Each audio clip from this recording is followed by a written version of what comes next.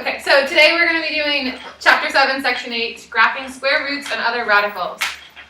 So for this whole chart, I'm just going to deal with square roots, but they apply to any other radicals, cube roots, fourth roots, anything else. So the parent function, y equals the square root of x.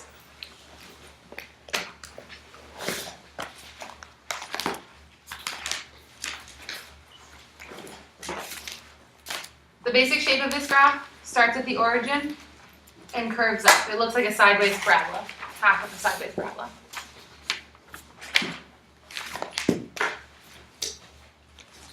And we're going to use this graph to show the reflections that we did a few months ago back with absolute values. We're going to be doing the same kind of transformations, but now we're going to do them with radical functions. So if a is greater than 1, it's considered a shrink, and that means if you have an a outside of your square root. If a is a number like 2, 3, 7, it's considered a stretch.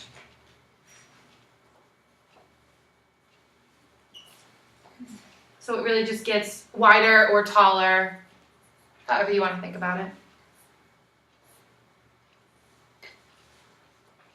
And this would look like something like y equals 2 times the square root of x.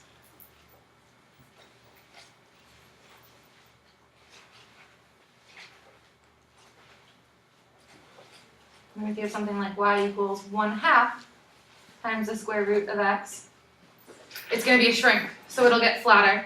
Does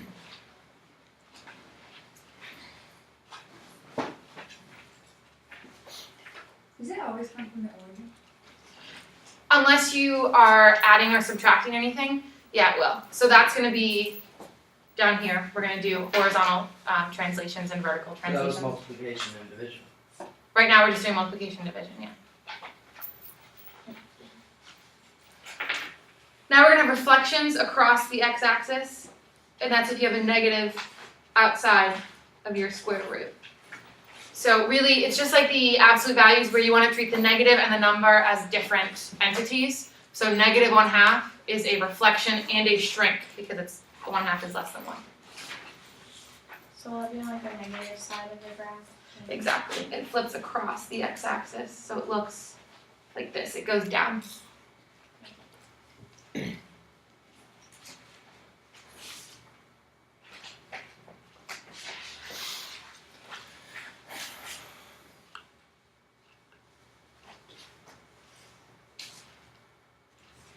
Now, if we something that looks like the square root of x minus h. Do you remember these from absolute values? Mm-hmm. If you had x minus 3, what does that do in a translation? It like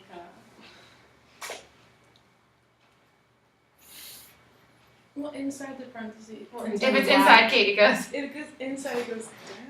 goes to the right 3. No. It's going to go to the right 3 because with the x, it's going to go in the x direction. And if it's outside, that's what And it goes is up up or or down. Exactly. And if it's with the x, it does the opposite of what it looks like because it's x minus h. Yeah, that's what gets me. So if it's minus a number, you move over h units.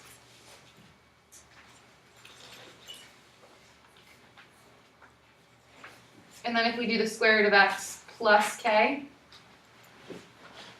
it's outside, so this time it goes up if it's a positive k, down if it's a negative k. So that graph, the one before, would you substitute in the absolute value of -3? So that way it was 3 on there.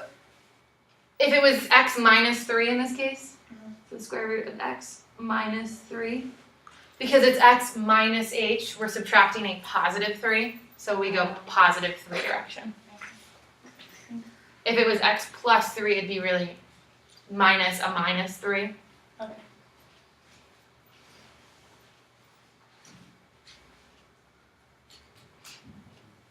And then this last one is if you have x minus h plus k. The a would stretch or shrink it, the h would move it left or right, and then the k moves it up or down. So if you have a positive h and a positive k, you'll end up with that first point being in the middle. It doesn't have to be on either axis. And this would be at the point h comma k. And we'll do a bunch of examples of how to actually graph these.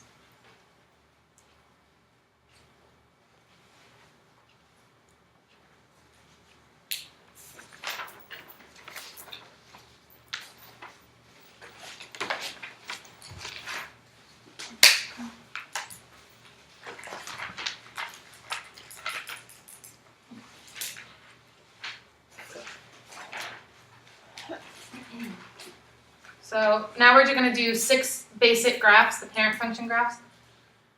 We're going to start with just x squared. What kind of shape is that? Parabola. It's a parabola. And what is its vertex going to be? 0. 0. 0, Exactly. So it starts at 0, 0. Does it go up or down? Up. Up.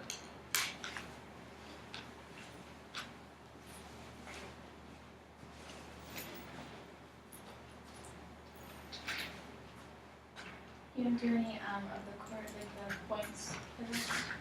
So you know when you plug in like 1 and negative 1, you do that on that one? Yeah, you definitely can for this. So we could do, let's see. You said 1 and negative 1, so let's do those. So if I plug in 1, 1 squared is 1. So that point would be right here. Obviously my graph is a little off, so I'll redraw it. And then negative 1 squared is positive 1 as well. So that one's going to be right here.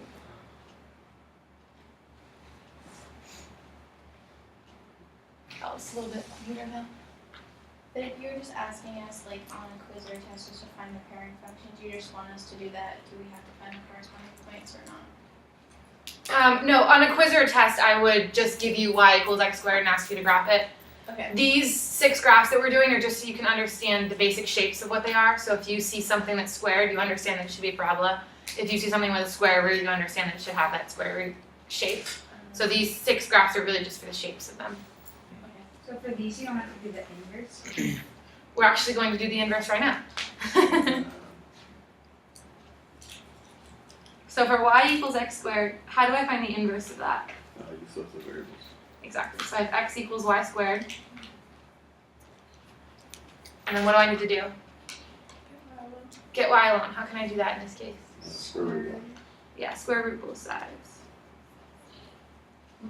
So I end up with y equals, Square root what are you missing? plus or The minus. plus or minus the square root of x. Because when you introduce a square root, you have to remember that plus or minus. If it's already there, you don't need it. But if you're bringing it in, you have to remember it. You only do a plus or minus for square root, right? Or an even root, you can say, or just square root? For an even root. Okay. Yeah, because for an odd degree, you can get a negative, the cubed root of a negative number is a negative number. The cubed root of a positive number is a positive number. It always stays the same sign. So this one we are going to be graphing plus or minus the square root of x. But we already have our nice 3 points from that other graph. So we can just flip them.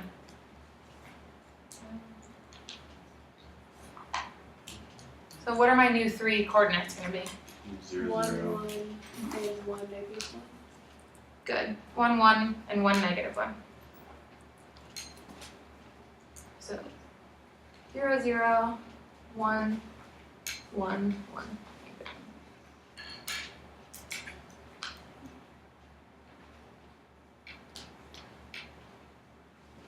And we know the shape of it because it's the inverse of this graph on the left. Is the one on the right a function? Why not? There's 2 y or 2 y's. Because if you did the vertical Exactly. line. Both reasons, because of the vertical line test and because there's 2 y's for 1 x value.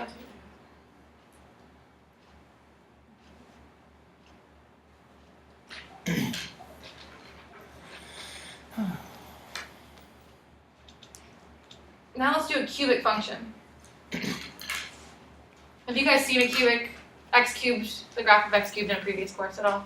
I think we didn't do I it in don't this class. think you should have. I don't think so. Well, I mean, We did a cubic regression in this class, so we saw like with the points what it kind of looks like. It's really It's like this, it's like rather than to make a Let's make a t-chart so that we can actually see what it's going to look like. S. So if I plug in 0, that's the easiest point to plug in, what do I get? 0. 0. If I plug in, let's say 2, what do I get? And if I plug in -2, what do I get? I just no. What's You a can't negative times a Negative negative eight. times a negative? -8. It's gonna be a You negative. do some negatives for cubes. Yes, Okay. because that's 3 why- negatives stay at a negative. You can't have for squares. I forgot. Exactly. Okay. Because for a square, that's 2, so a negative times a negative is a positive. But if you add another negative, you make it negative again. So I have 0, 0, 2, 1, 2, 3, 4, 5, 6, 7, and -2, -8.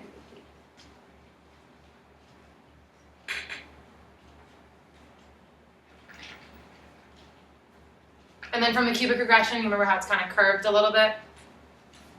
So it looks a lot like a quadratic, except that it's one of the arms is kind of falling down.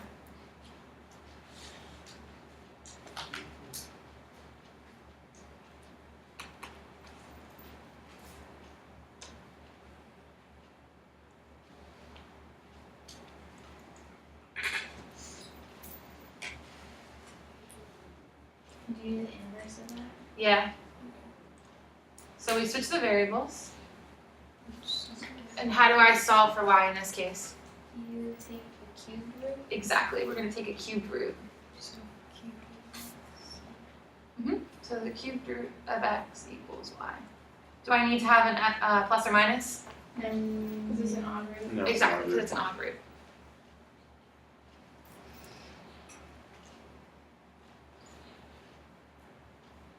so then it's y equals the cube root of x. Exactly. And What are my new coordinates going to be? 0, 0, 8, 2, 8, 8. Exactly, 8, 2, -8, -2. And because it's a reflection, it's just going to have the same basic shape as the cube function, but it'll be in a different place.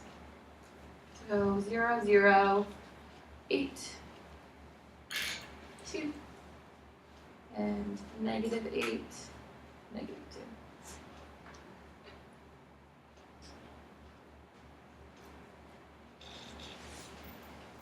So it's also, I'm not an artist, but it should be kind of curvy.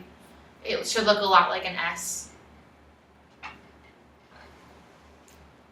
And if you can't remember the basic shapes of these functions, you can always do these 3 points and just graph them yourself and figure out what it should look like.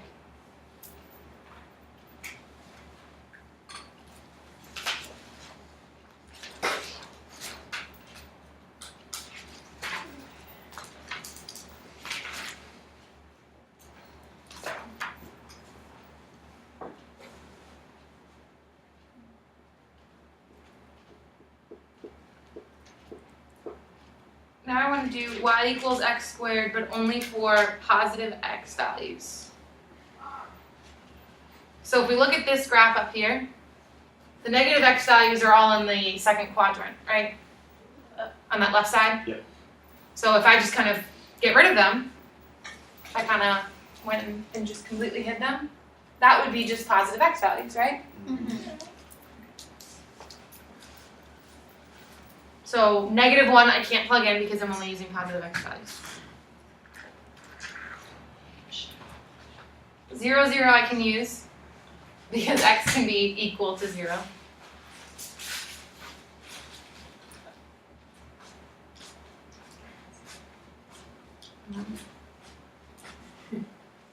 Let's make a couple points so that we can do it with our inverse as well. So what are some positive x values that you want to do? So we'll start with 0. 1 and 2. 1 and 2. Sounds good. 0 squared is 0. 1 squared is 1. 2 squared is 4. So why'd you do that x is greater than or equal to 0? You'll see it when we do the inverse, but it's really because then if I cut off half of it, then I don't have to deal with that U shape on my inverse. So I only have half my inverse as well. Oh, it's like what you wrote here, right? Yeah, The it is gonna look just like that one. So I have 1, 1, 2, 4. And it's just half of it. Oh. Now, if I do the inverse, I switch my x and my y. And then just like before, I'm going to take the square root of both sides. But so now I'll end up with the square root of x equals y. And do I need the plus or minus? Yes. Yes. Normally, yes, but I said that I'm only going to deal with positive x values. Okay. So in this case, you know, my domain is now my y, where my y's were. So it's going to end up being that I won't be able to plug in a -4 for that because my domain over here were positive x values. So my range is going to be positive y values on my inverse. So I can't plug in a negative value for it. Then you just do the other points. So it's 0, 0, 1, 1, 4, 2. Exactly. So I have 0, 0, 1, 1, and 4, 2. So it just looks like that. And because I couldn't use negative x values here, when I switch them, I now can't use negative y values. So now do I have a function? Yes. So that's why we did it, so that we could see that the square root of x is the inverse of just half of that parabola. And now we actually have a function to deal with. So let's move on to examples. That's what we're going to do for the rest of class.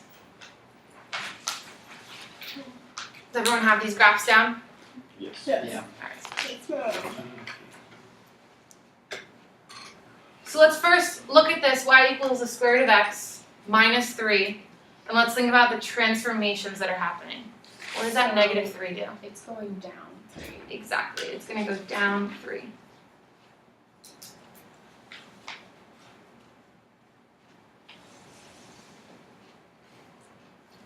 My suggestion for graphing square roots, because it makes it very easy, is to always end up with a 0 in your square root, a 1 in your square root, and a 4. Because those are easy numbers to take square roots of. 0, 1, and 2. So whatever's inside of your square root, set it equal to 0 and figure out what x needs to be. With 0, 1, and 2 or 0, 1, and 4? 0, 1, and 4, but then the square root of 4 is 2. Oh. So because they're easy numbers to take square roots of. If you plug 3 in for this example, then we have the square root of 3, which is not fun to deal with. So for this one, I want to just plug in my x values of 0, 1, and 4. If I plug in 0 for x, what do I get for y? 0. What about 1? 1. I get 1 in the square root, and then I have to subtract 3, so I get negative 2. And then the next one's just -1. Oh, sorry. No, do you have a question? No, I did something wrong. I had Am I right? Okay. Negative Yeah, it's going to be square root of 4, which is 2, minus Yeah. 3 is negative I was 1. on zeros still. So I have 0, 0, 1, negative 2,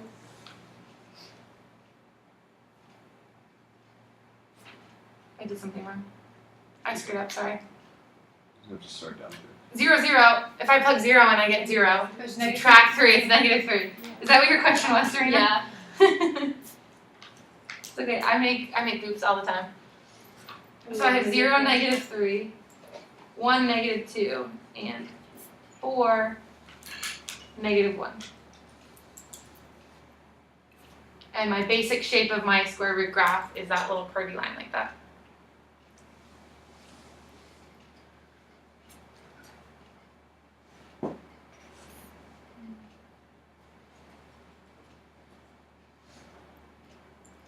So graphing these square roots makes it a lot easier to determine the domain and the range than it did last section when we were just looking at it and trying to figure out what we could and couldn't plug in. Because now, do you see how all my x values are on this side of my pen? Yes. None of them are over here. So my x's start at 0 and go up from there. So my domain is just x is greater than or equal to 0.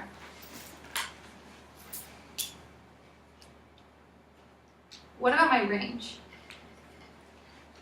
Where do my y values start? -3, and then they go up or down from there? Up. They go up, so it's y is greater than or equal to -3. That's another reason why you want to plug in that 0 point, because then you can see that it's starting at 0. It's going to start when your square root is 0. So you know, when we were making our little T chart, the reason why that's when you told us to use the 0, 1, and 4. Mhm. Okay. And you started at 0 because what's inside of your square root Yeah. has to be greater than or equal to 0. What? So it's going to start at 0 and go up from there. So you're not going to have anything that's lower than 0 within your square root. Wouldn't you know that intuitively though, because it's already down 3? Yes, you would as well. Because originally, on my parent function, my graph started right here and went this way. So now I'm moving down 3.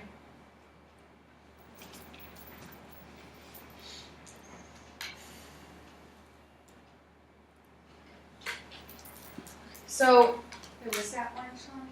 the orange line was the original parent function. I can erase it if it makes it a little clearer. Oh. It's that original graph that we drew. It's just the graph of the square root of x, and then we went down 3 to our blue one.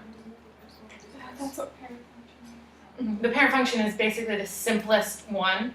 So for the square root, it's just the square root without any numbers. Okay. For a square, there's no numbers, there's no addition, there's no multiplication.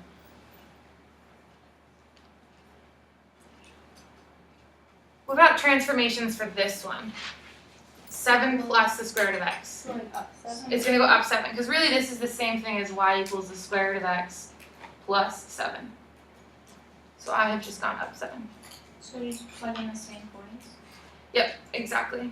We want to plug in the points that are going to make my square root 0, 1, and 4. So then the first one is 0, 7. Exactly. And then 1 and 8 and 4 and 9. 9. Good. So I have 0 and 7, 6, 7, 1 and 8, and 4 and 9. I have that same shape as well. Also, because my transformation was up 7, I just took my parent function and moved it up 7.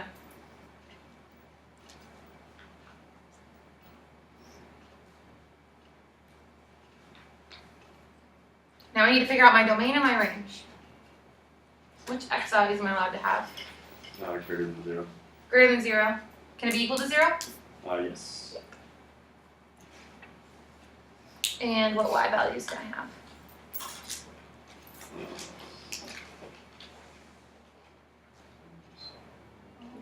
Greater than or equals to 7. Exactly.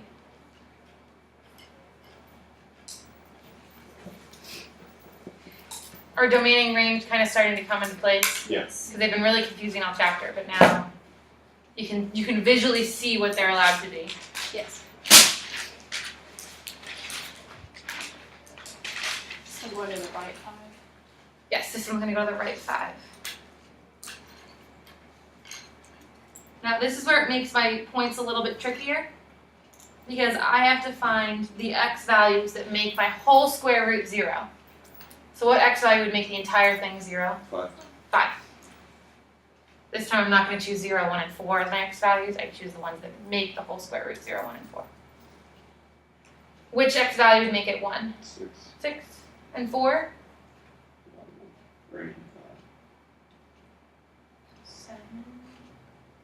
What minus 5? X minus 5 has to be 4. -1? So if I add 5, I get 9.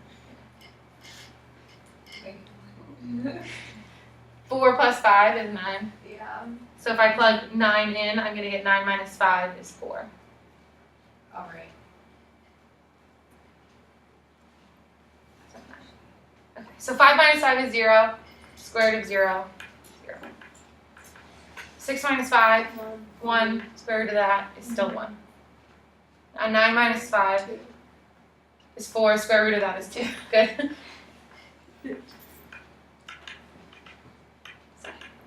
Graph. 1, 2, 3, 4, 5, 0, 6, 1, and 9, 2. Which makes sense because I moved right 5, which I forgot to write the 5, but Serena had said that we moved right 5.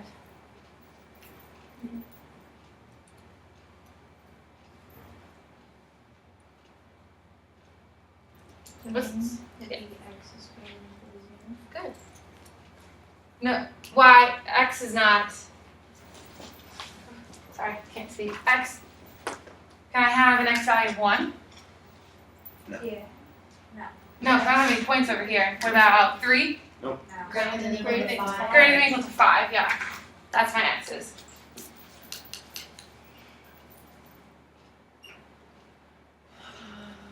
Greater than or equal Y to is 0. greater. Exactly, y is the one that can be greater than or equal to 0.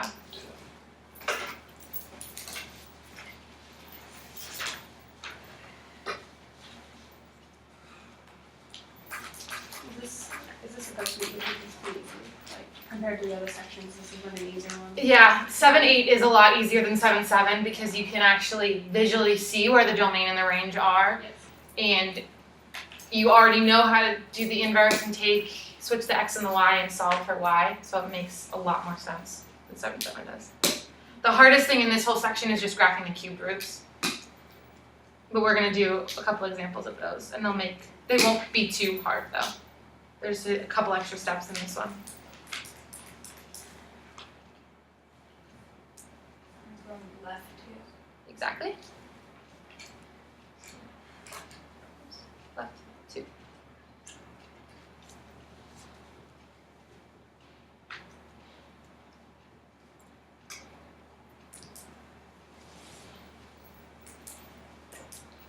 Now I need to make my t-chart. What x value should I choose? Which one would make this 0?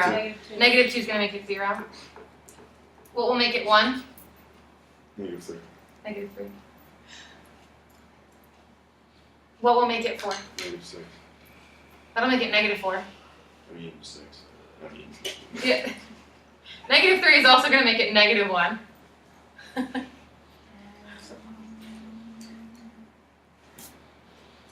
What plus 2 is 1? 1. 1 plus 2 is 3. 2 plus 2 is 4.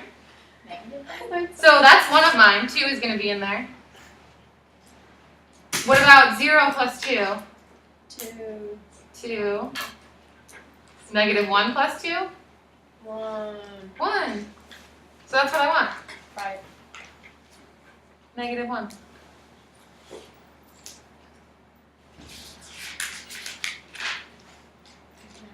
When I plug -2 in, I get -2 plus 2, which is 0. Square root of 0 is 0. -1 plus 2 is 1. 1. Square root of 1 is 1. 1. 2 plus 2? 4. 2. 4. Square root of 2. Good.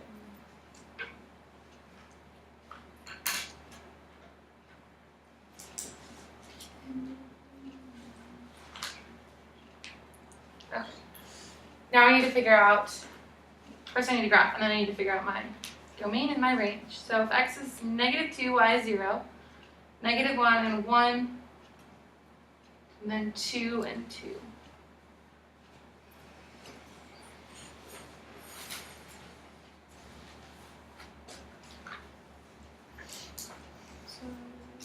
So now we need to do, oh gosh, now we Is need it to x do. is greater Yeah. than or equal to -2? Awesome. Exactly. Why is it greater than or equal to 0 again? Because it starts at 0 and then goes up from there. Yeah, Right, we right. can't have any negative values because the starting point is going to be when this whole thing is 0. You can also think of it as the fact that my parent function started at the origin and went to the right, and then I just moved it left too, so it ended up here. Oh. I didn't move it down at all, I didn't move it up at all. So my y values don't change.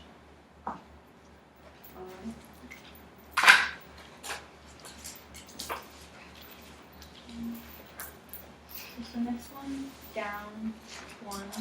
Yep, down 1. There's several things happening to this one.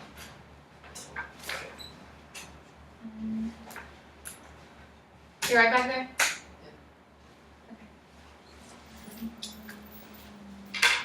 This is down 1.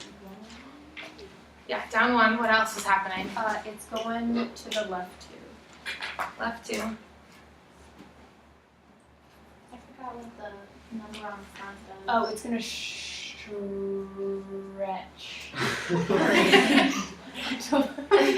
That multiplication either stretches or shrinks it. Yeah, so it's stretching. It stretches if it's bigger than 1, and it shrinks if it's between 0 and 1. So in this case, it's going to stretch by how much? 3. 3.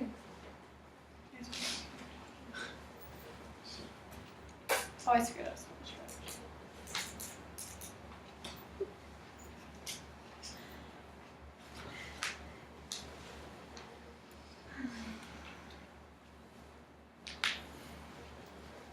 What x value is going to make the inside of my square root, the x plus 2, equal to 0?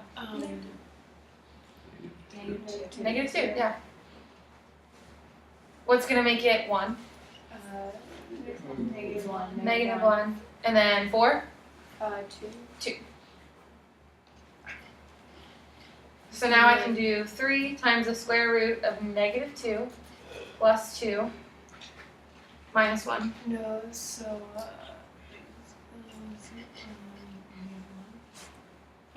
0 minus 1, which is negative 1.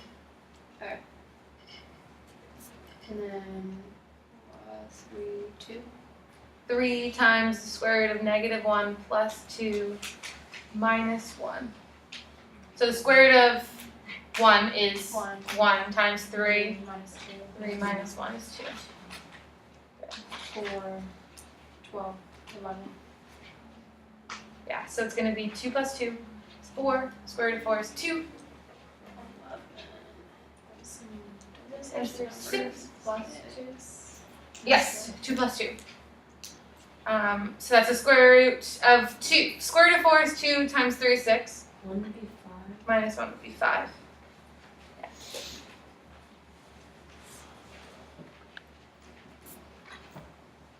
So negative 2, negative 1, negative 1 and 2, and then 2 and 5.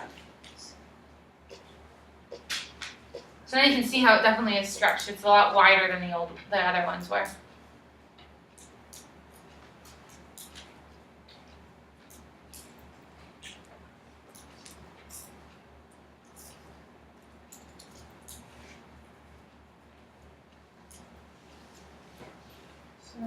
What's my domain? X is greater than or equal to negative 2. Exactly. X is greater than or equal to negative 2. And my range? Y it's greater than equal to negative 1. Exactly. It starts at negative 1 and it goes up. And it starts at negative 2 and goes right.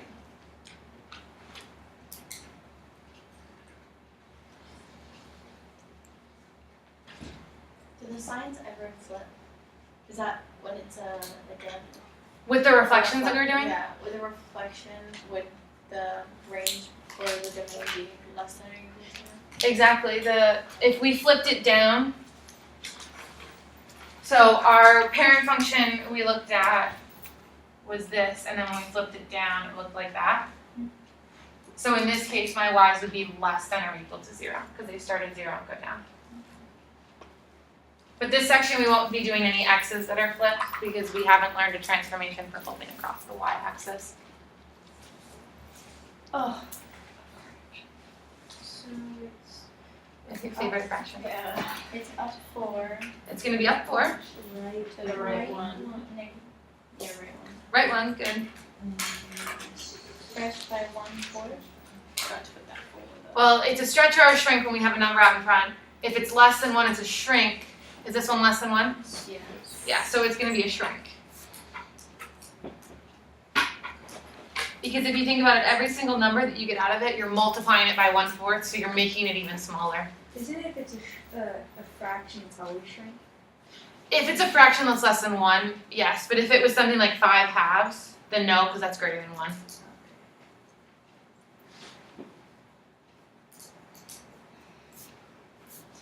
So the first blank would be 1. 1. Then what's the next thing like? Is it you're trying to make it 1, so it would be 2? Exactly. And then I want to make it 4, 5.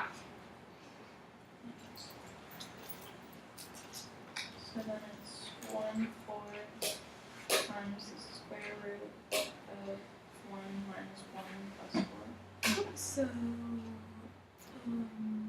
Which is going to be 0 plus 4, which is 4. The next one is 1/4 times the square root of 2 minus 1 plus 4. 2 minus 1 is 1. Square root of 1 is 1. So it's 1/4 times 1 plus 4. What's 1/4 times 1? What? Yeah. I don't know. So 1/4 plus 4, which is 4 1/4. If we wanted to, we could change it into an improper fraction, which usually I tell you guys to. But in this case, it really doesn't matter since we're just graphing. We're not going to mathematically do anything with it. And it's easier to see it as 4 1/4 than turn it into an improper fraction and trying to graph it. Oh, thanks. Should be 4 1/4. Alright, so the last one is 1/4 times the square root of 5 minus 1 plus 4, which is 1/4 times 5 minus 1 is 4, square root of 4 is 2. plus 4. What's 2 times what's 2 times a fourth? 2 times 60. 1/4? No, 32. Is 1/2 1? Oh wait, 2 times a fourth. 2 times a fourth. Oh, they Is that said 2 1/2? before. That's gonna be 1/2, yeah. Heck Yes. Because if you look at it as 1/4 times 2 over 1, It's 2/4. 2/4, which is 1/2. That was close. where With 32. Well, I mean, you cut that in On the half, last that's one, does it 16, and say, cut that in half, it's 8. I'm not sure what the equal sign is. It Two, says cut that in half, it's 1/4 cut that in times half, 2 it's a half. plus 4 there? Or times 4? It should be plus 4. Plus 4. I just couldn't see it. Yeah. Like pi 4. Yeah. Boom.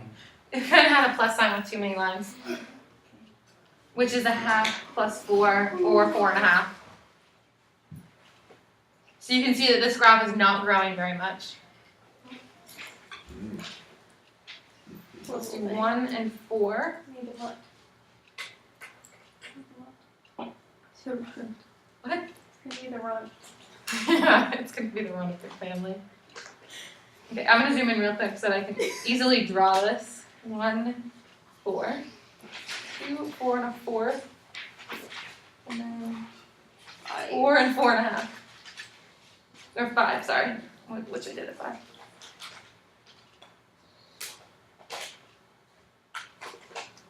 So it kind of just really slowly gets bigger and bigger from there. So you can really see how it's shrunk a lot.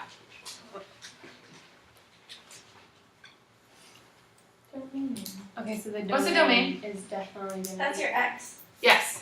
So what is it in this case? It's gonna be Oh, greater or okay. equal to 1. No, 1. Greater than or equal to 1 because my x value right here is 1. Greater, y is gonna be greater than or equal to 4. Clock it. And y is going to be greater than or equal to 4. Good. Oh, How come you don't have to do the inverse for these ones? You're just not looking for it? I'm not looking for it. Yeah. The inverse of it would be squaring both sides. This whole section is not really about inverses, so So you Not were worried just about doing that like at the beginning just to show us? yeah, mostly what we did was we did the inverses and then we came up with that problem with the square roots and how do we figure out the domain and the range of the square roots. So that's why we're doing this, is to figure out domain and range. How much more example prompts do you have? We have two more, and then Mini two more graphs ones, and then two little mini ones that don't have to graph. Okay. It's only like one. Or less than like. There's gonna be two examples within that problem that you see, yeah, but they're quick. Okay, so this one is definitely going down too. This one going down too. left two. Left two. It's gonna whoa. No, it's gonna stretch two. It stretches two because it's greater than one. Then it's also a cubed root. It's a cubed root. What is the shape of the Wait, graph of the Miss cubed root? Ritchie. Yeah, Isn't it gonna go to the right two? Sorry, no, left two, yeah. left two because we're adding two, so it's really subtracting. Yeah. Cubed root is like that weird S shape. Yeah. Can see you kind of doing it back there. It's that weird kind of flattened S shape like that. So what we want to find is this point right in the middle, and then two other points on either side. So just like when we were doing the parabolas. Okay. To find that point in the middle, we still do that 0 point. So for cubed roots, what you want to do is you want to make it be the cubed root of 0, the cubed root of 8, and the cubed root of -8. Because those are easy ones to do. And this point is going to be your middle point. It'll be right in the center. So it'll be that drawing. We have this graph like this. It's that middle center point.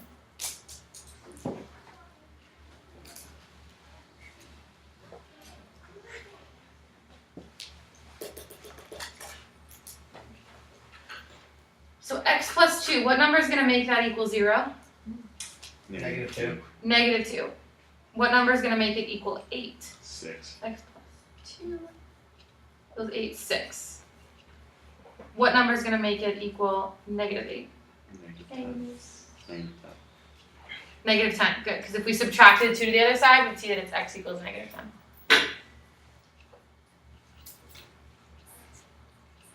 So now let's do 2 times the cubed root of -2 plus 2 minus 2. So it's 0 minus 2, -2. yes. Do 2 times the cubed root of 6 plus 2. Is the next one gonna be 2?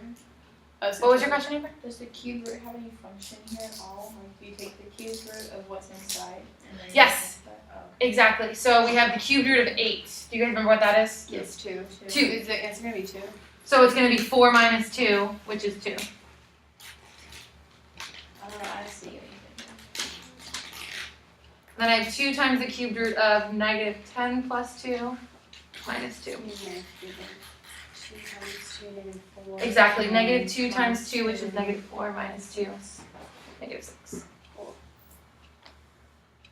So I have -2, -2.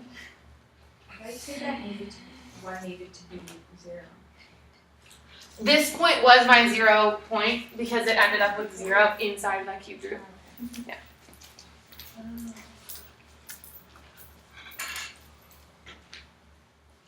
And then I have -10 and -6.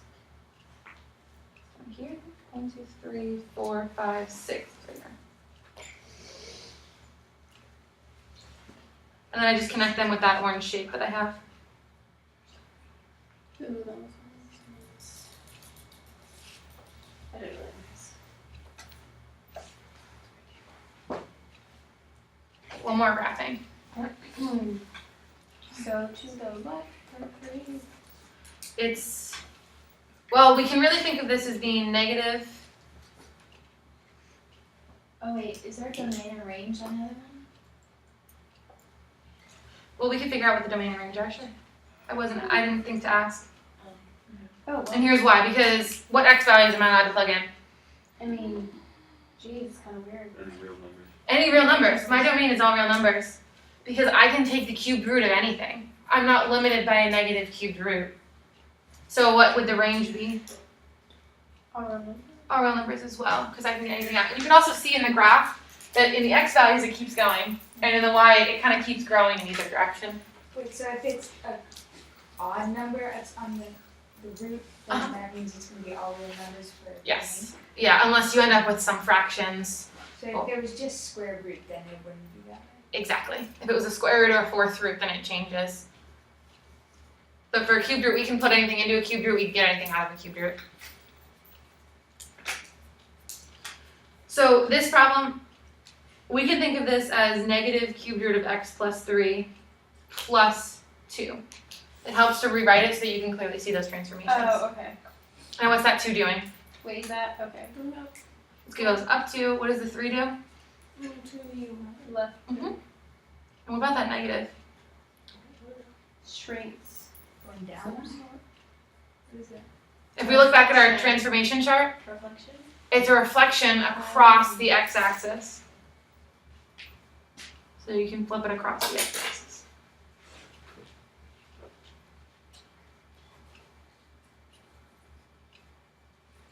So if I think of this shape and I reflect it across the x-axis, it kind of, here, I'll draw a new one for you. Let's draw it here. So I have my parent function, looks like this.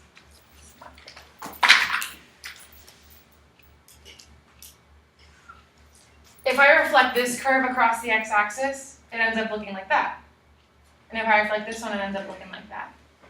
So now my new shape is like this. Do you see that, how that came about? Cool.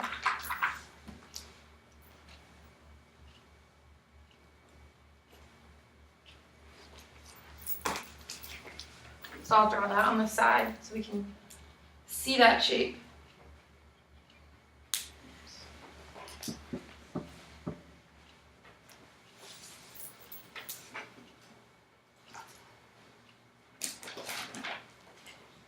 So now I need my 0 point, my 8 point, and my negative 8 point.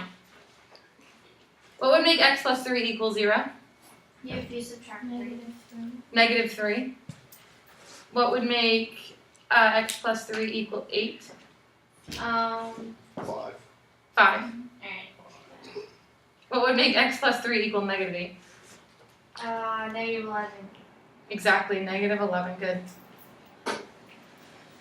So if I end up with negative cubed root of negative 3 plus 3 plus 2.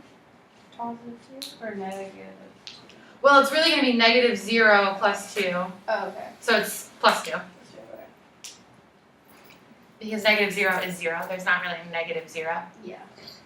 Then I have negative cubed root of 5 plus 3. 0. Plus 2. Yes, because the cubed root of 8 is 2, so I have negative 2 Yeah. plus 2 0. is 0.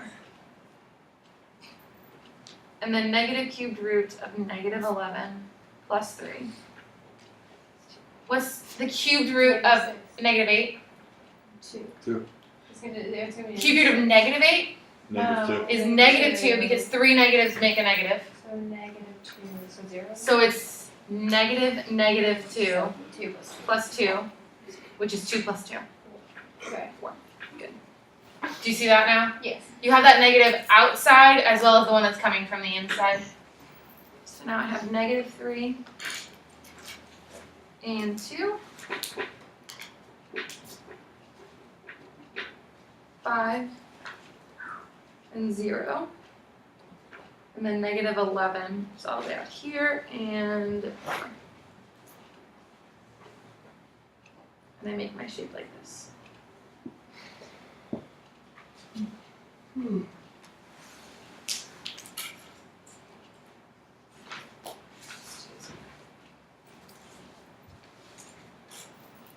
Domain and range for this one again are all real numbers because there's nothing that I can't plug in to a square root. But it's less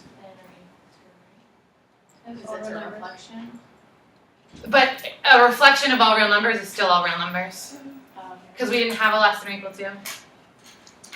Because with a square root, I can't take the square root of a negative number. With a cubed root, I can. There's no restrictions on cubed roots. Is the range all our numbers as well? Yes, it is. Domain, all real numbers. Range, all real numbers.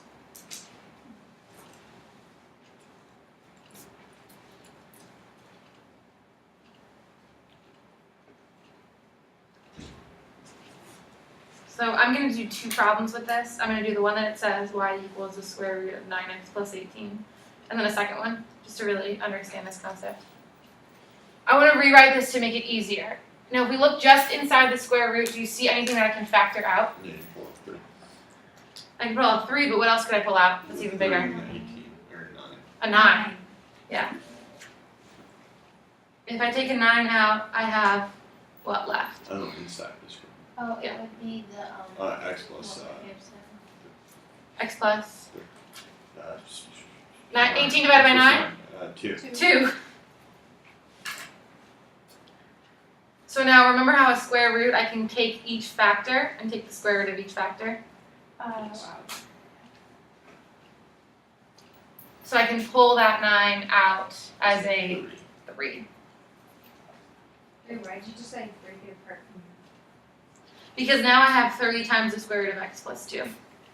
And that's a lot easier to graph. Because with a 9x plus 18, can you figure out the transformations there? Is that easy to see? No. No, but with 3 times the square root of x plus 2, what are the transformations? It's left 2 Mhm. and stretch 3. Exactly.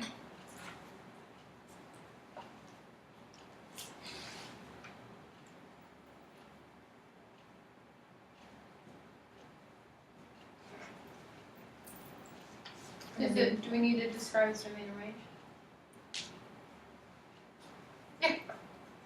We can do that.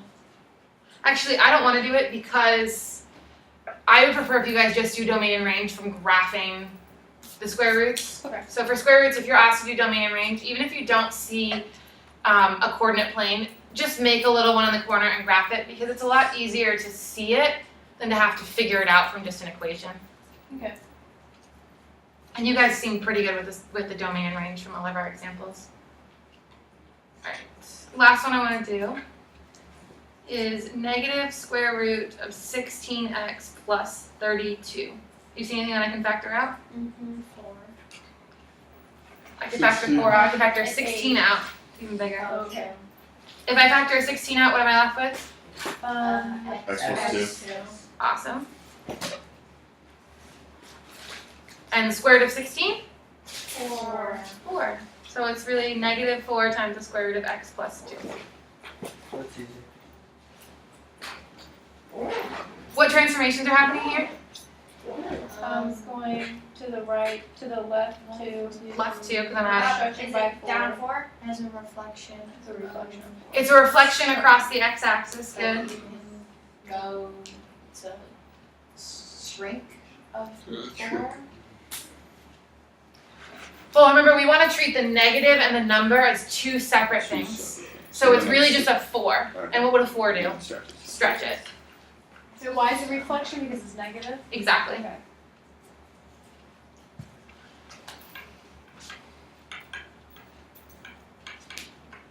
Is that our homework for tonight, the student model? Yes, it is. I'm waiting for the packet as well, right? Yes. 2 more pages from the back. Is that Monday?